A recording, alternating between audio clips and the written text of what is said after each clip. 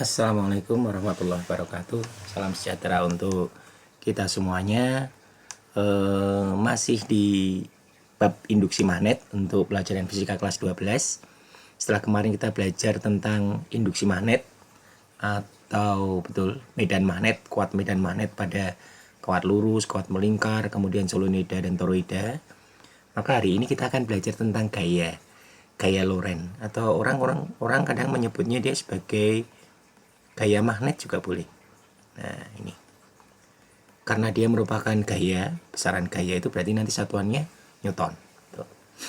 Gaya Lorentz itu nanti kita akan pelajari pada 3 bahan atau 3 benda. Gaya Lorentz atau gaya magnet Lorentz itu yang pertama nanti kita akan belajar pada kawat lurus nih.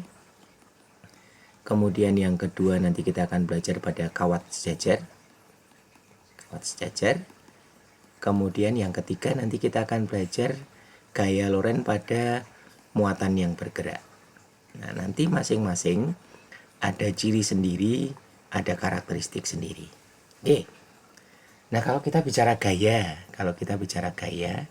itu kan besaran vektor ya Mas, Mbak. Artinya apa? Artinya dia punya besar, punya nilai, juga punya arah. Nah, nanti kita akan menentukan arah gaya Lorentz itu seperti apa toh untuk mengetahui arah gaya Lorentz. Seperti kemarin waktu kita belajar induksi magnet, untuk mengetahui arah induksi magnet atau medan magnet pada kawat, itu kita pakai aturan tangan kanan dengan ibu jari dan tangan menggenggam seperti orang menggenggam itu kan ya. Kemudian dia berputar. Nah, untuk gaya Lorentz kita juga pakai kaidah tangan kanan, tapi nanti bentuknya seperti ini. Nah, seperti ini bentuknya. Jadi kalau saya beri keterangan ya, tanganmu nanti bentuk seperti ini, contoh satu ini. Misalkan ada dua, nanti bisa dua. Yang pertama dulu. Ibu jari itu menunjukkan arah arus, arah I. Kemudian jari yang 4 ini, 1, 2, 3, 4. Ini menunjukkan arah medan magnet, B-nya. Kemudian telapak tangan itu menunjukkan arah gayanya, arah F-nya. Saya ulangi ya. Ibu jari, tanganmu dibuat terbuka. Jangan mengepal lagi. Kalau mengepal kan medan magnet. Kalau ini terbuka. Kemudian semua dibuat siku-siku. Ini dibuat siku-siku. Ini siku-siku ya. Dibuat lurus. Nah, I itu nanti akan diwakili oleh arah ibu jari. Kemudian B diwakili oleh 4 jari yang lain. Telapak tangan ya, arahnya telapak tangannya terbuka, itu menunjukkan arah F-nya. Itu ya. Jadi kalau saya kasih keterangan, ini ibu jari, ini menunjukkan arah arus I. Kemudian jari itu menunjukkan arah B. Yang terakhir telapak tangan itu menunjukkan arah gayanya, arah gaya Lorentz atau arah gaya magnetnya. Itu cara yang pertama. Cara yang kedua sebetulnya prinsipnya sama. Nanti juga pasti yang diketahui juga sama. Cuman ini kayak kalau kamu main tembak-tembakan, membentuk pistol itu di tanganmu. Ibu jari dibuat tegak lurus ke atas, kemudian telunjuk itu dibuat mendatar horizontal. Satu lagi, F-nya jari tengah ini dibuat saling siku dengan telunjuk. Nah, ini juga siku. Nah, nanti ibu jari itu menunjukkan arah arus listrik, gitu ya. Terus jari telunjuknya itu menunjukkan arah B. Kemudian F-nya menunjukkan gaya Lorentz. Nanti kalian pilih saja. Kalian paling nyaman pakai cara yang mana? Cara yang pertama atau cara yang kedua? Atau pakai cara yang terbuka ini, cara yang pertama, cara yang terbuka, telapak tangan terbuka, atau pakai dengan arah jari ini. Nah, mari sekarang kita bahas cara menentukan arahnya. Misalkan begini Mas, Mbak.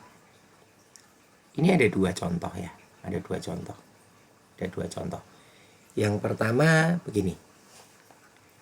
Ada sebuah kawat lurus dialiri arus. Kamu lihat. Arah arus I-nya itu ke atas. Ini ke atas. Ini arah arus I. Ini ke atas.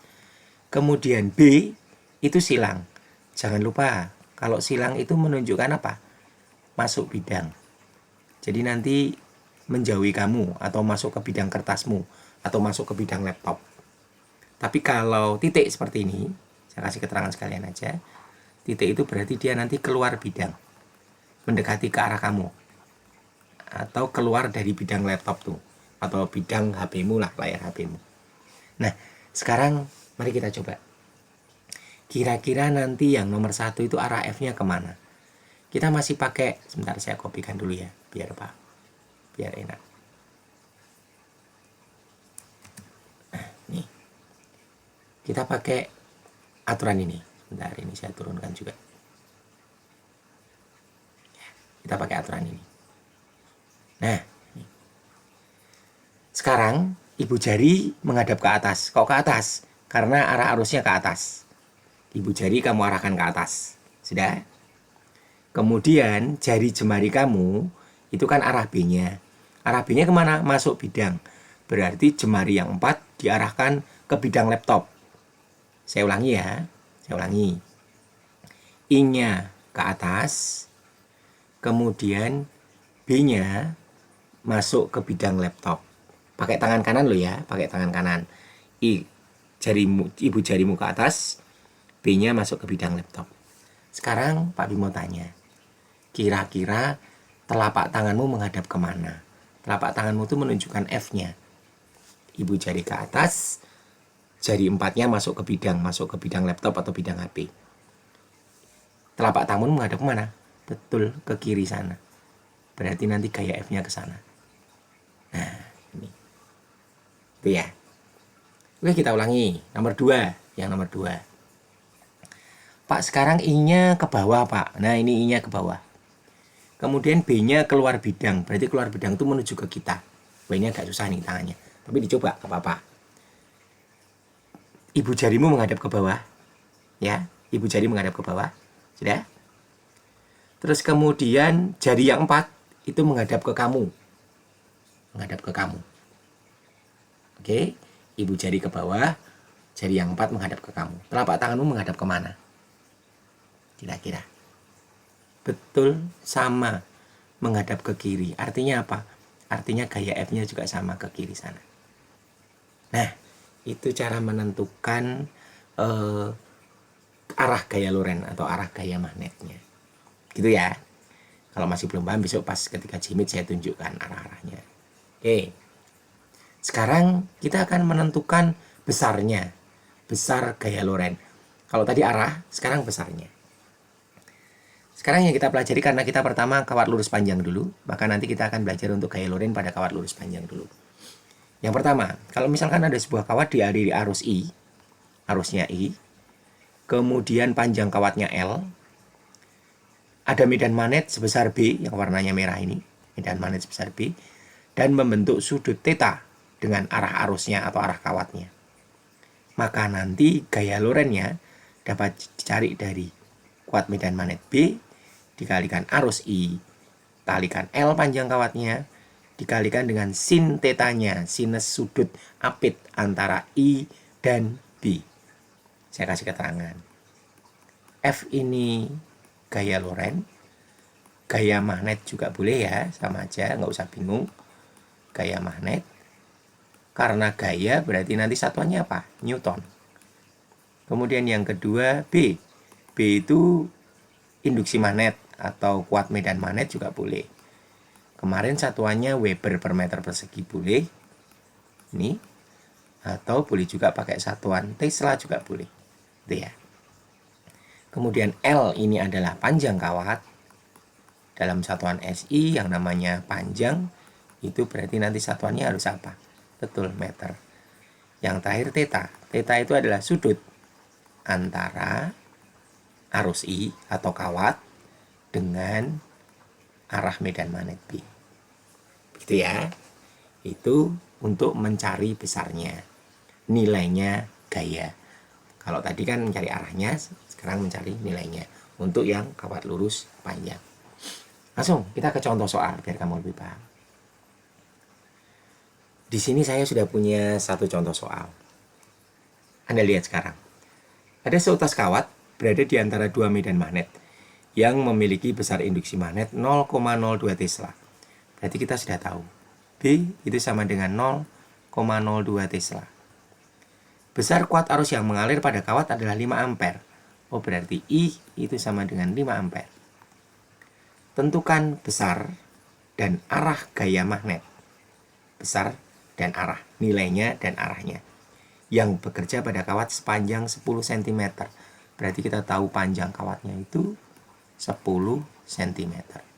Nah, atau kalau dijadikan meter jadi 0,1 meter. Nah, sekarang arah B-nya kemana ya Pak? Nah, kamu lihat. Ini ada kutub utara, ada kutub selatan. Ini sudah digambarkan.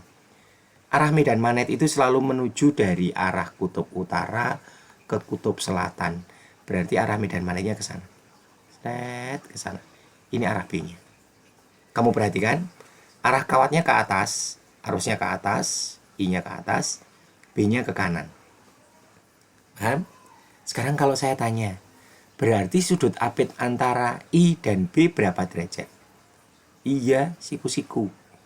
Berarti kita tahu theta itu sama dengan 90 derajat. Paham? Kita cari nilainya dulu ya, sebelum kita cari arahnya. Nilai berarti nanti kita pakai persamaan ini. F sama dengan B I L sinus theta. Yuk kita masukkan. B-nya 0,02, betul ya? I-nya 5, L-nya 0,1, sinus theta itu berarti sin 90 derajat. Masih ingat toh? Sin 90 derajat itu sama dengan berapa? Sin 90 derajat itu sama dengan 1. Betul. Sekarang kita hitung aja. 0,02 dikalikan 5 itu nanti dapat 0,1 ya.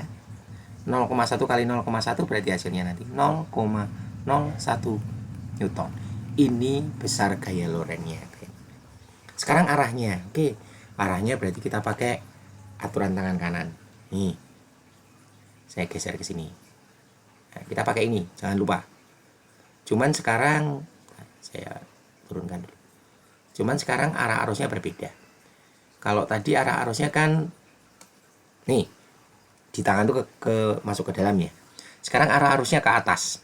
Berarti ibu jarimu ke atas. Oke, ibu jari ke atas. Sudah? Ibu jari ke atas. Jari jemarimu yang 4 untuk menunjukkan arah B-nya kemana?